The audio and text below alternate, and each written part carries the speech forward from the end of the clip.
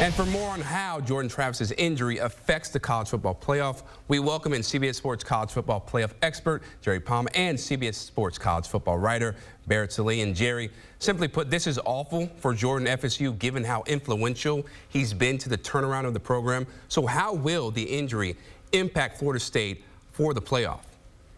Well, I guess it depends on how they perform from here on out, because the committee's not going to make assumptions. So for this week's rankings, they're not going to sit there and say, well, they don't have their quarterback, therefore they're not nearly as good, and we're going to vote them like 10th.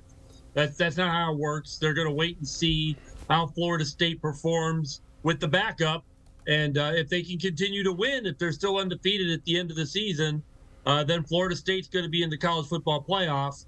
But obviously, this is a big blow to them in terms of trying to win a national championship. This is one of the best quarterbacks in college football, and a big reason for the fact that they are where they are.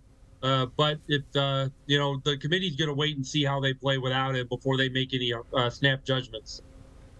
Yeah, in my mind, it changes my opinion of Florida State. I said they'd go to the playoff preseason, and I thought they had a chance to win the national championship. I still think they can go to the playoff, but I don't think they can win the championship with Tate Rudemaker at quarterback. So those two conversations are a little bit different. I think one thing for Florida State is I'm not really that impressed with Florida. They threw a game away against Missouri tonight. So they can try some stuff with Rodemaker, I think, against the Gators next week. And Louisville in the ACC championship game, I know they're in the championship game. I'm not the biggest Louisville supporter, so maybe you can get through those two games, kind of like Ohio State did with Cardale Jones in 2014, and then see what happens. Get that time with Tate to see how the offense can develop. I don't think they can win a national championship, but I certainly think that getting to the college football playoff is still there for the Seminoles. Yeah, and that would be a huge accomplishment even without Jordan Travis, or the fact that they don't have Jordan Travis and they're able to make it, because it's not easy whatsoever, no matter who you're playing, especially Florida, because they may, throw away games there, but those rivalry games, they bring out a lot of weird fanatics, weird things. They also have a backup quarterback likely too now. So exactly. We'll see what happens there. You never know what's going to happen. All right, so Washington, though, holds off Oregon State late in a rain fest out there in Corvallis. What do you make of Michael Penix and that defense, Jerry, pulling out another nail-biter in a top 11 matchup?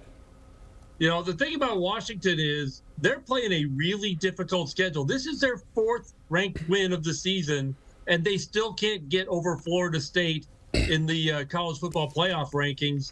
I think they will this week. I thought this is the 3rd consecutive week. I thought Washington would jump Florida State. Their strength of schedule is better. But this committee, more than other committees in the past, seems to be more enamored with the big margins. And Washington's not a big margin team. They're playing these great teams, but they're not winning by much. And this committee doesn't seem to be rewarding that the way other committees have in the past. I think it's too much to ignore now. They just won at Oregon State. That's one of the top 5 wins of the entire season that anybody has. So I think you've got to reward Washington now ahead of Florida State. And that would be true even if the quarterback had, Travis was still playing for Florida State. That is beside the point. This is a Washington team that has put together a body of work that deserves a better position in these rankings than 5th.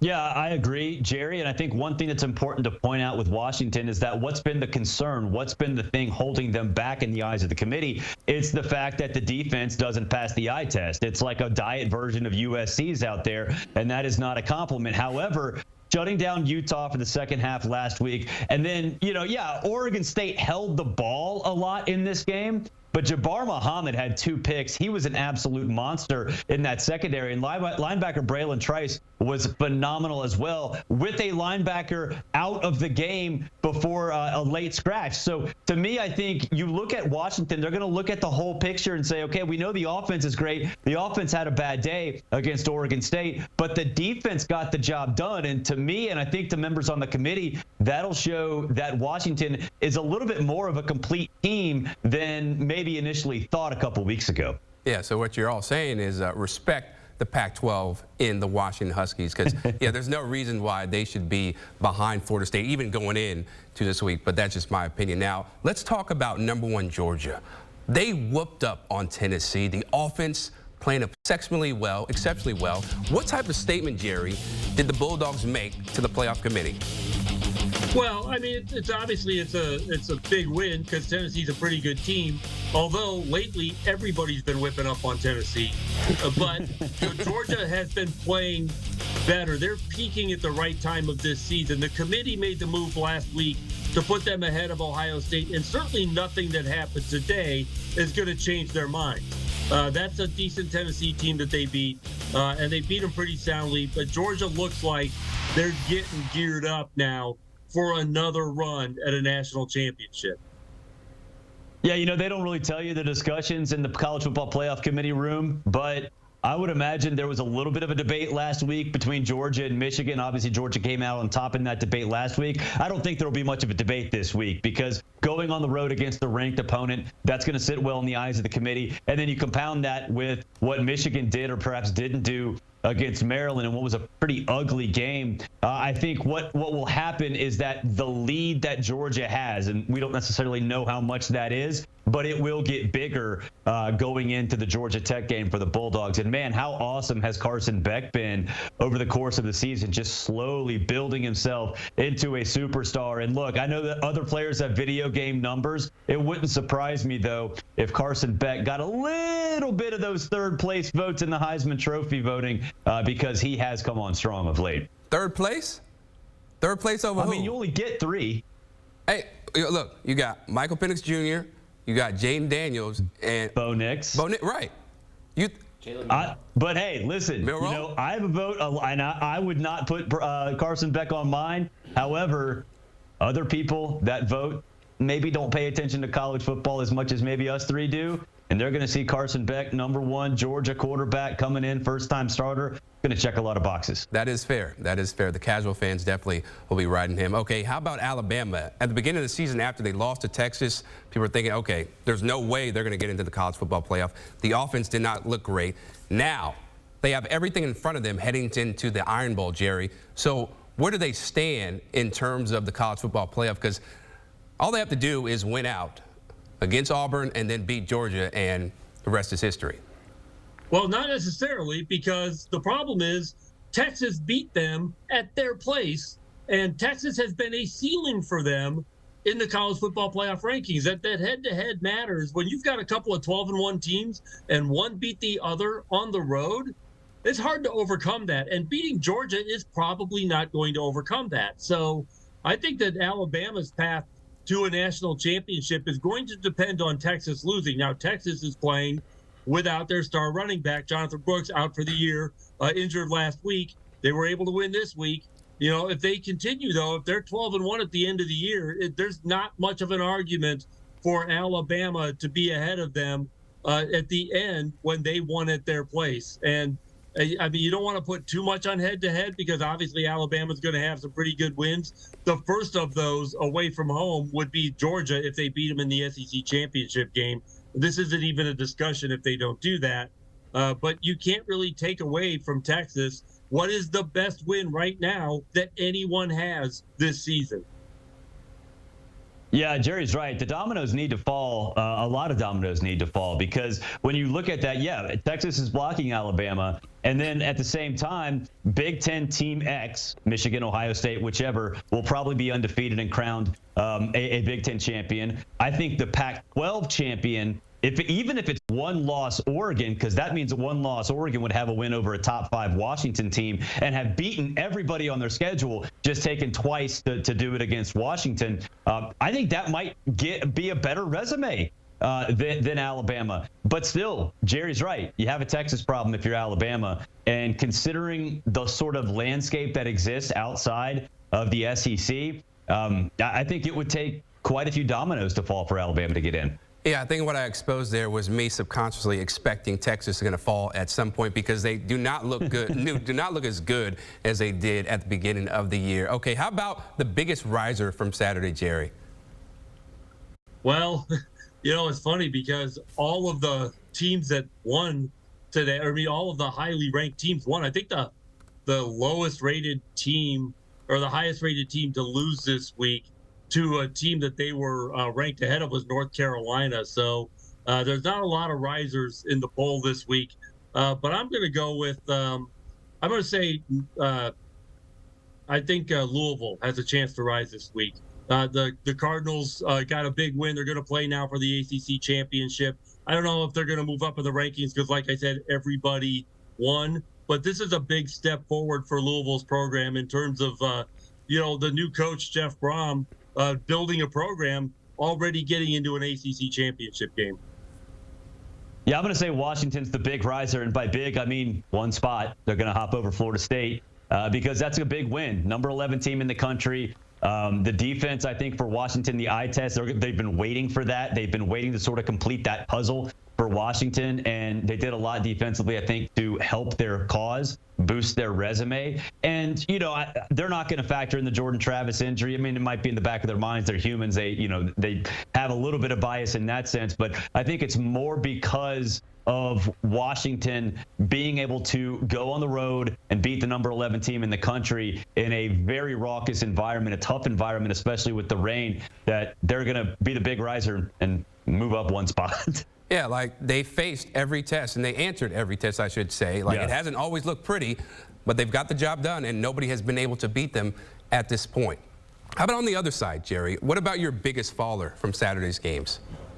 Yeah, like I said, not too many teams taking a beating this week, but I guess I'll go with North Carolina. Their loss today is probably going to knock them out of the top 25. They're now out of the race for a spot in the ACC championship game. That's now secured. Florida State, Louisville.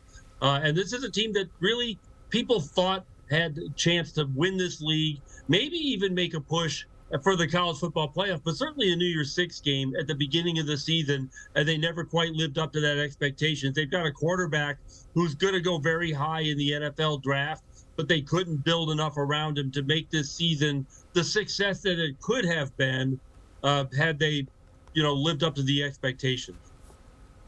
Yeah, I'm going to say Florida State because they dropped one in my mind, and it's not because of the Jordan Travis injury. It's because it felt like maybe there were reasons, I think, to doubt the resume for Florida State because of the strength of schedule, because they've looked sloppy in several games against lesser competition. So I think in the eyes of the committee, they're going to look at Washington as passing another really tough test, and Florida State still kind of wading through some issues. And not necessarily because of the Jordan Travis injury. I mean, they got down 14-0 in that game. So, I think to me, you have a problem if you're Florida State, not just because you have to win with Tate Rodemaker going forward, but the ACC of the Power 5 conferences, I think it's going to show, it's going to be abundantly clear, I should say, that of the Power 5, the ACC is bringing up the rear. Even though the best Big 12 team is Texas with one loss, I still think overall the committee's going to view that as a better conference. Yeah, absolutely. I think the ACC is probably the weakest one out of the Power 5, too. Okay, so Tuesday, everybody's looking forward to the college football playoff rankings being revealed. Jerry, what is your top 10 prediction for that? Well, I don't see any change at all in the top 10 with one exception. I do expect, finally, Washington to jump Florida State for number 4. Now, keep in mind that if these two teams finish undefeated, they will both be in the playoff. And if they don't both finish undefeated, this isn't really going to matter much. But Washington should be ahead of them right now. This is a battle for playoff seed if they're both undefeated. But Washington has done enough, and they've done enough 2 weeks ago to be put ahead of Florida State. And this week, that should finally happen. The rest of the top 10 should stay the same. Everybody in the top 10 won this week, but Washington is the one that had a move to make and I think should make it this week. Yeah, I think that you're right. Florida State's going to drop. Washington's going to jump up. I'm going to throw a curveball and say I think Michigan jumps Ohio State because on the road they still found a way to get it done. I know they don't necessarily take into account the off the field stuff, but winning with another interim coach, they know that. That they are humans. They watch games. So maybe that plays in subconsciously a little bit, but I'm not necessarily married to that idea. But I do think that Washington will jump Florida State. I am married to that idea. I love that for both of you. Now, Jerry, let's break down your New Year's Six bowl projections after this week's of college games, man.